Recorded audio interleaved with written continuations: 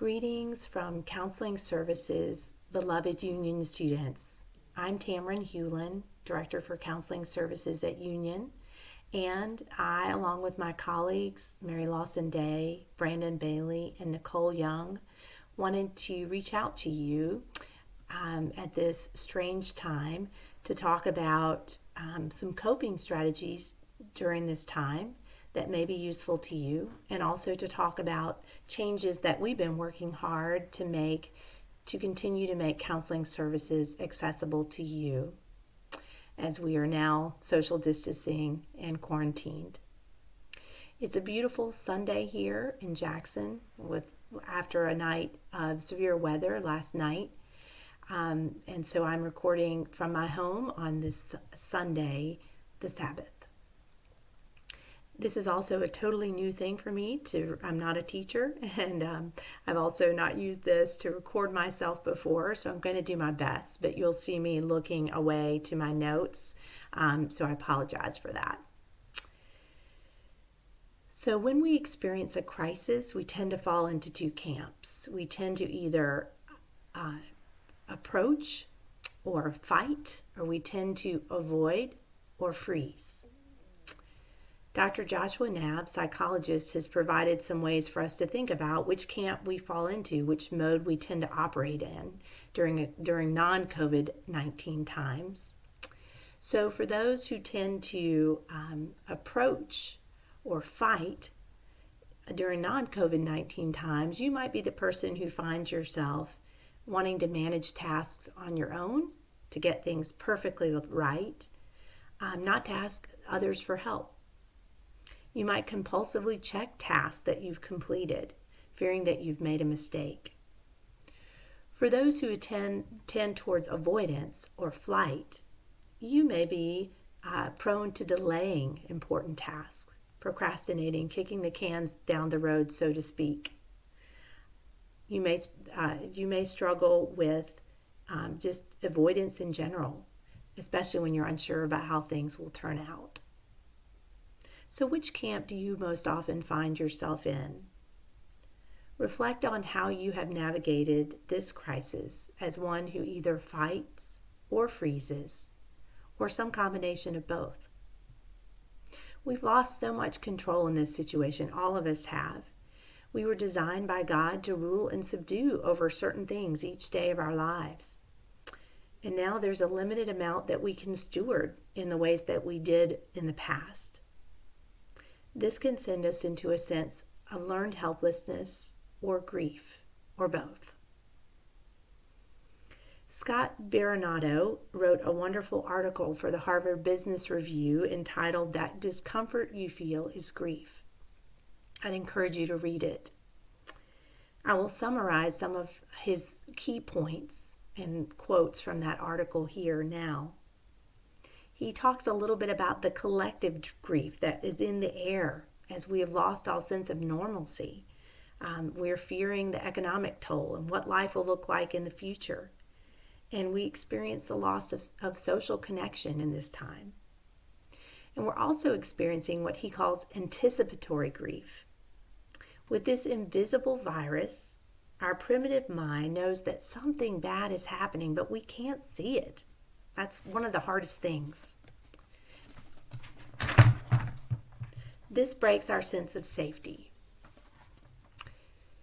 We are grieving at both the macro and the micro level. And you can think about that, what big things have been disrupted and what little minutiae details in your life are being disrupted. Knowing that grief comes in stages that are not always linear can help. In other words, they don't always go from one stage to the next, but you can boomerang back and forth.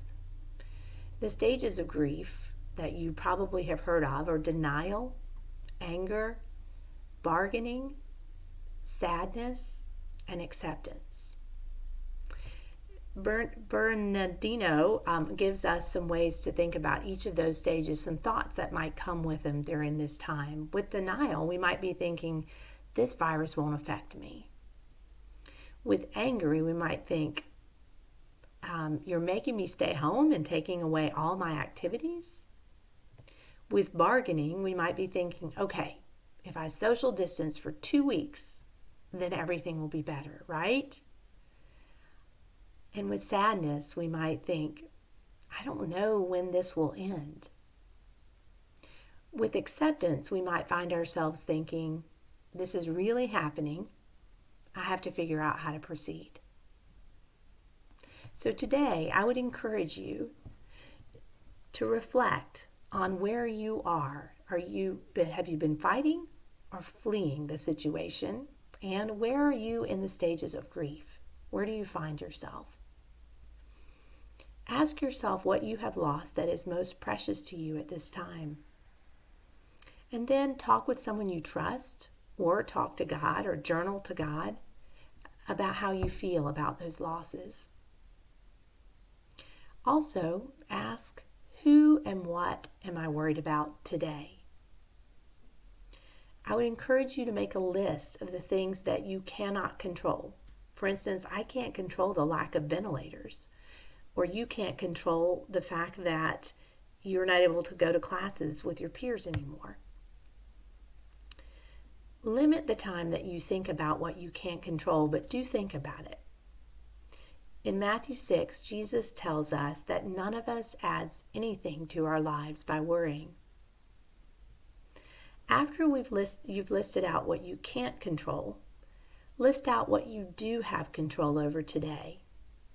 What can you do to move forward today? Could you call an isolated family member or friend? Read a story to a child via FaceTime? Take a walk or a bike ride, or drive by someone that you love and wave? Could you write a note? Or clean some area of your space that hasn't been cleaned before? If you are living with others at this time, I would encourage you that you all come together to routinely talk about how you're feeling, and make it a goal to listen together or read together about what you can do at this time as the virus spreads. After worship this morning, my family listened to a New York City physician who's on the front lines give us some advice about what we can do to keep ourselves and others safe. His tips were very practical, very helpful, and very informed.